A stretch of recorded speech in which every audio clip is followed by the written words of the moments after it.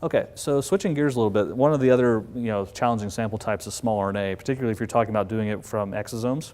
So I want to go briefly over a workflow that we put together doing exosome characterization using the Biomek 4000 automated liquid handler as well as a variety of other Beckman products. So what are exosomes? Why do I care about exosomes? So exosomes are small microvesicles that are exocytosed from a variety of cell types. And what happens is that the cell membrane buds in, it collects part of the cell, basically a payload from the cytoplasm, and then it's kicked out of the cell. And that payload can include proteins, include small RNAs, small DNAs, fragmentary messenger RNAs. It's really just a packet of what is available in the cell. We've also discovered that cancer cells kick these exosomes out at higher rates than normal cells. So one of the proposed methods of cancer metastasis is that cancer cells are actually shedding these exosomal vesicles out, and the resulting small RNA is being taken up by neighboring cells, and that's altering the transcription patterns of healthy cells. So it's an active area of research. People really like these things because you can get them out of just about any biological fluid. So, and I'll leave that to your imagination since we just had lunch. Whoops. So we worked on an entire characterization workflow. It starts with cell culture and cell viability, and worked closely with our ultracentrifugation specialist, Dr. Chad Schwartz, to do exosome extraction using our Beckman ultracentrifuges. We also then did nucleic acid isolation and NGS library prep and next generation sequencing over the course of this entire workflow. So for the isolation of the exosomes, one of the processes you can do is you can actually do density gradient fractionation, where you will take the cell culture pellet and you will lay it on top of basically a gradient of different densities using OptiPrep here. So this is just an example of what the tube looks like. And this process you can do it manually, but it's a pain in the neck. And since we have a liquid handler, why not try to automate this? So we actually did do the creation of our density gradients actually on the Biomek 4000 using the same deck configuration we did for the NGS setup. So it's one deck setup for the whole workflow. And this is just some data that we generated as far as the amount of exosomes we generated.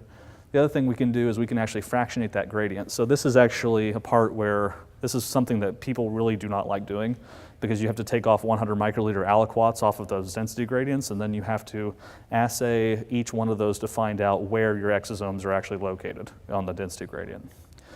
So the next stage we did was we actually used the Biomek to actually just take off 100 microliter aliquots and fractionate that density gradient so that we could identify where our exosomes were located. So, and I've got a short movie, I think. Get it to work here. So just showing us how we're creating our density gradients using the B4K.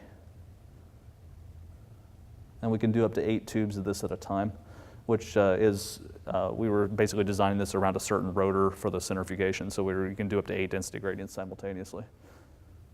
So we're pipetting within I think a 1/4 millimeter of the liquid surface when we're doing these overlays.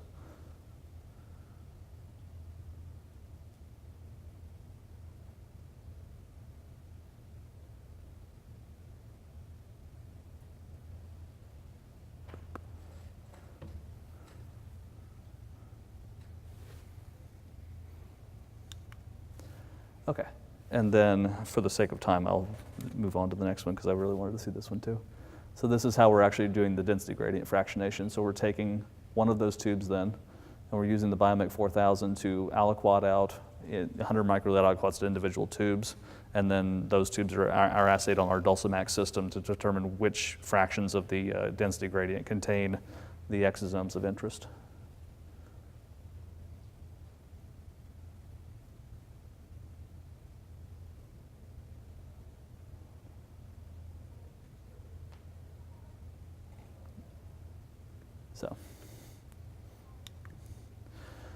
So after we've got our exosomes out, we isolate our small RNA from those exosomal pellets, and then we're subjecting them to small RNA library prep on the NEBNext, using the NEBNext small RNA library prep kit from New England Biolabs. workflow is fairly straightforward. We've got a 3' adapter ligation where we're ligating the 3' adapter to small RNA molecule. Then we do the RT primer hybridization, the 5' adapter ligation, and then we reverse transcribe that construct. So that's one module inside our automated solution. And the second module is we're setting up PCR amplification, and then finally we're doing post-PCR purification and size selection. One of the things you can do with this automation solution is you can actually size select your final small RNA libraries without the need of a page gel or a pip and prep system. So it's all spry based. So this is just the Biomek we've worked it out on. It's got our standard user interface and reagent calculator, and it can do 24 samples in approximately 8, almost 9 hours, of which 4 hours and 15 minutes are incubation times, because that's one thing we can't speed up with a Biomek is how long you have to cook something. Just to show you the size selection capabilities of this system, this is 2 adjuvant microRNA control libraries. So this is actually one library before with this red trace here, and then after size selection, we are left with this blue trace here. So we're able to knock out quite a bit of the large material just with a spry-based size selection step. For our exosome study, we were actually looking at 2 different cell lines from human colon. So CCD is a colon cancer cell line, and then HCT is a normal cell line from human colon. And we didn't size select either of these because we wanted to actually survey the entire group of material that was coming out of the library prep. But we did do basically one experiment here where we were looking at both exosomes that were isolated from each cell line as part of a density gradient setup, and each cell line that was coming as part of just a crude exosomal prep. And so that's what the final libraries look like. We did a single MySeq run and generated this amount of pass filter reads. It was really just a really low depth coverage just to see what we could get. We did generate some small RNA reads. We did get a lot of mRNA reads, largely because we didn't size select these samples. But even with that low amount of coverage, we were able to identify 204 microRNA families that were identified, including 15 that were differentially expressed. 3 of those, MIR 1246, 182, and 183, are known to be upregulated in the literature in colon cancer cell lines. So even this small sequencing experiment using this workflow was able to identify microRNAs that are upregulated in colon cancer.